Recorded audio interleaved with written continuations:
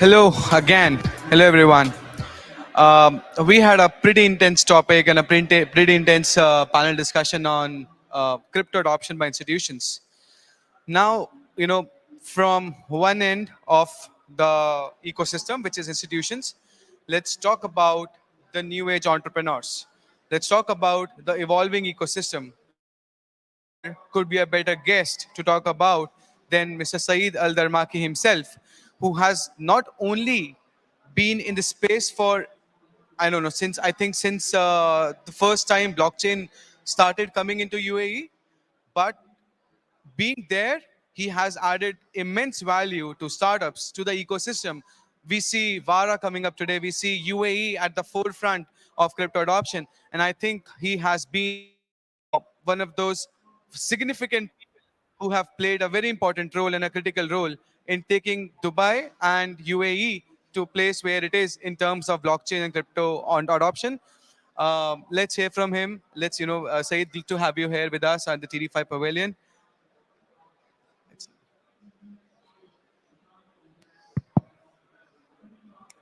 Shubham.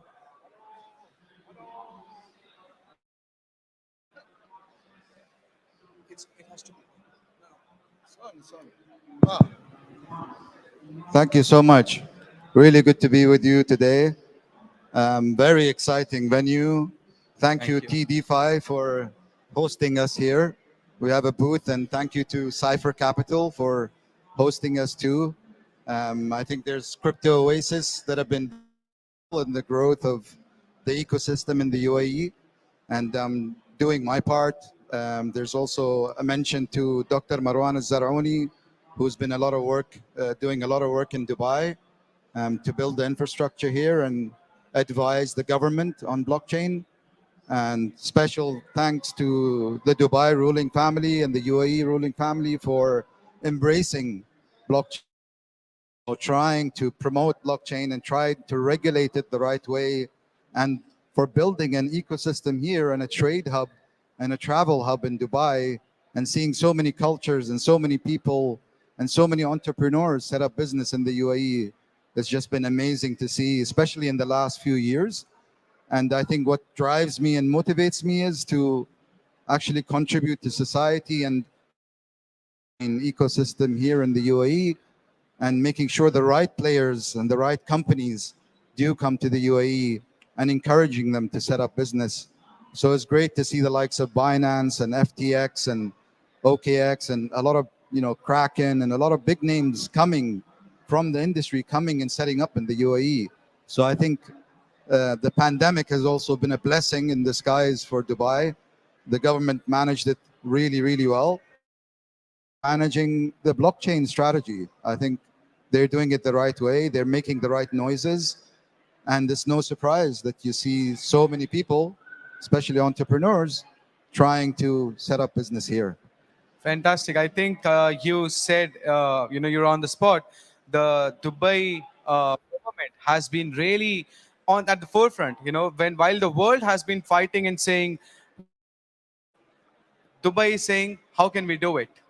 Right? And that's how they have not, even with all of this ecosystem players coming in, there are regulations in place, there are rules in place, there are policies in place to safeguard people's money. And I think kudos to, congratulations to the entire Dubai ecosystem and the family, the ruling family, to do this in such a wonderful way.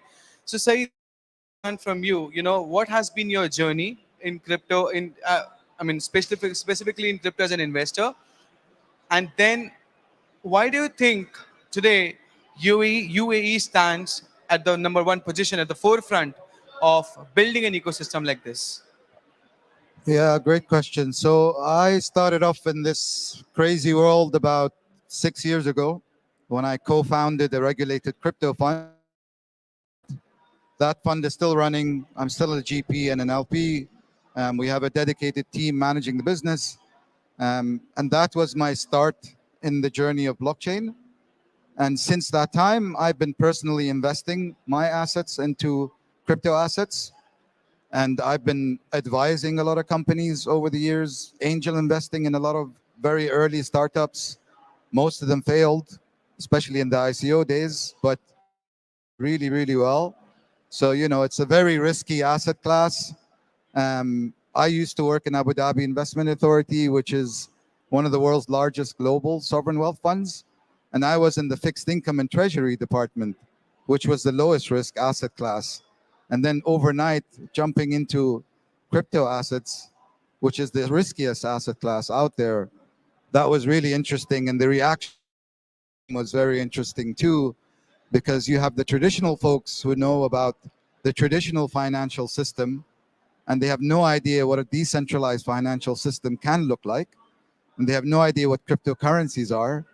So at the time where I ventured into the space, there was a lot of doubters. But today, most of those guys are actually invested in crypto and looking at blockchain and seriously understanding it. So it's great to see the mindset of people over the years. And it's been really amazing to see all the innovation that's been coming through. And, I know that TDeFi has had their fair share of projects that have come out, been very successful. And we're hoping to do the same with Sheesha Finance. And we'll do whatever we can to support early stage startups. And that's really what drives me and what's my most experience in the spaces. Yeah, you're absolutely right. The transition we have seen, and I mean, primarily talking about you, you're the transition from when investments was something that was very limited to few people only, like few investors who had access. Now it's more open, wide open. We see more entrepreneurs, we see more innovation coming in. That brings me to the topic of the chat today. From 2015, 2016, when it was ICO days, to now, what are the changes that have, and what kind of new age entrepreneurs are you seeing? What is the transition that you see today? Is it good? Is it bad? How do you see this as a future? I definitely see very positive things in the market happening, very positive things in the industry happening. The technology itself is still very much in early stages of development. So what you saw in 2015, 2016, compared to the latest infrastructure that you have now and all the layer two networks out there, it's a huge difference. And the development has been, scaling up really nicely. I think most people expect it to, become super scalable and user friendly and all of these beautiful things. But any new technology needs at least 20 to 50 years to actually really bed in. People talk about AI, but AI existed a long time ago. It wasn't called AI. And distributed ledger technology existed a long time ago, but it wasn't called Bitcoin or Ethereum. But like it's just a completely different landscape now to where it was 5 years ago. Now you actually have unicorns that are blockchain companies, right? And several of those. And you have amazing startups coming through. You're seeing amazing talent coming into the space. On enterprises and corporations are embracing technology. They're no longer laughing about blockchain. They're no longer, saying this is a fad, it's not going to last. Now they understand that actually this technology is very disruptive, especially in the financial services industry, which is a huge market. And if you're disrupting something that big, then you're a threat to some people, especially banks and so on. So there's a lot of nuances in politics. And to be successful in this space, have a lot of skill sets, and you need to be around people who have a lot of skill sets to complement what you have. And I've been very fortunate to have a great team, great partners that I've worked with in the past and I still work with to be where I am. Without their support, I wouldn't have been in a privileged position where I am now. So I want to support every single entrepreneur that's out there and help them in their journey. I think you're again on the spot, right? It's becoming from the discussion from, is crypto a bubble? Is Bitcoin a bubble? That these were the topics that were being discussed in a year ago or 2 years ago, and now we're talking about banks.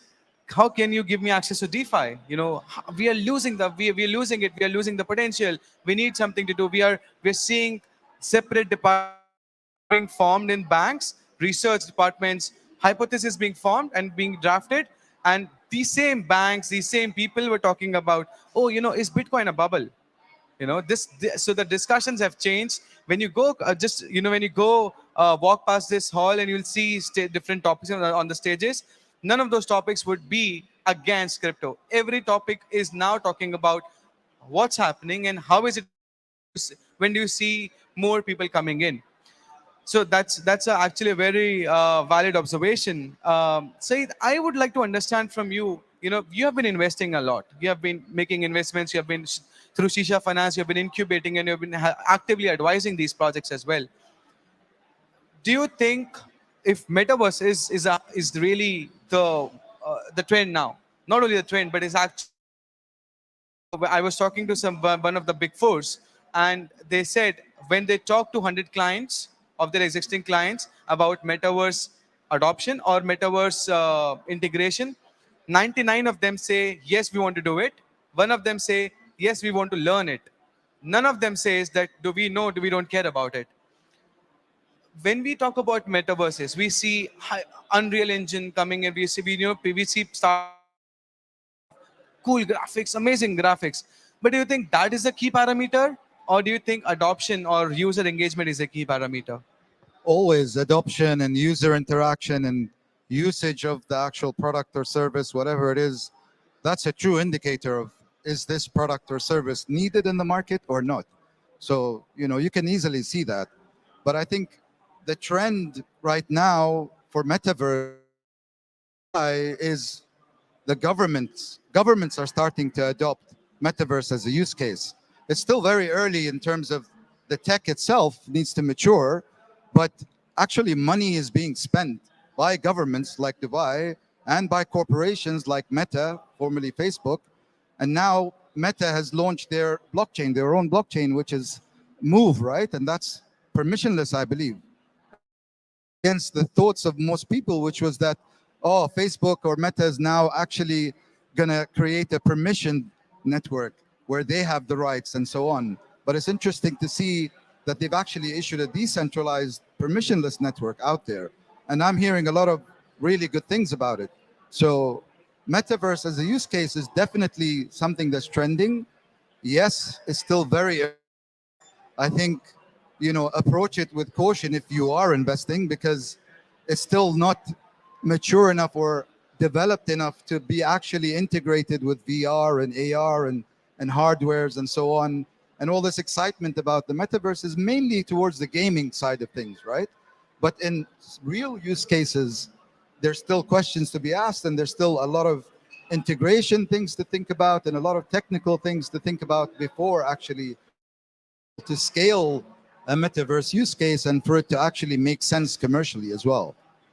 Yeah, that's exactly that's how it's happening. You know, there are it is going to take some time for AR and VR and metaverse to become a reality. But I think we should definitely give the credits to the startups, to the innovative minds who have brought education in a metaverse, who have brought brands, corporates into a metaverse, making it accessible, making it real life experience for the students, for the learners, for the users, consumers to experience, sitting at home and shopping in a mall, trying clothes, learning through 3D assets about rocket engines, about the biology, about the different subjects.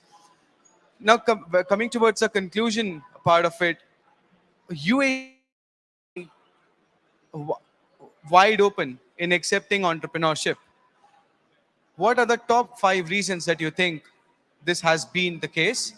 What, and you have been talking to entrepreneurs, throughout your investor journey as an investor. What do you think? And you have been. What do you think these entrepreneurs find and see in UAE that we have seen such large scale adoption and people getting into the ecosystem to become a part of it, to become join this family?